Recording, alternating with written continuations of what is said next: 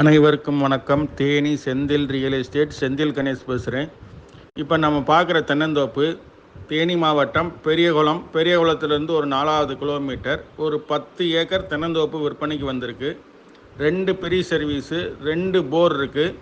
பாதை ஓடப்பாதை, லாரி போகிற ஓடப்பாதை. மெயின் ரோட்லேருந்து ஒரு 1/2 கிலோமீட்டர் மட்டும்தான் இந்த ஓடப்பாதையில் போக வேண்டியிருக்கு.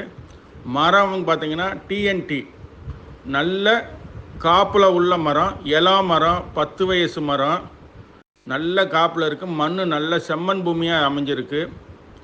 இதனுடைய ரேட்டு பார்த்திங்கன்னா 30 லட்ச ரூபா கேட்டிருக்காங்க ஒரு ஏக்கருக்கு.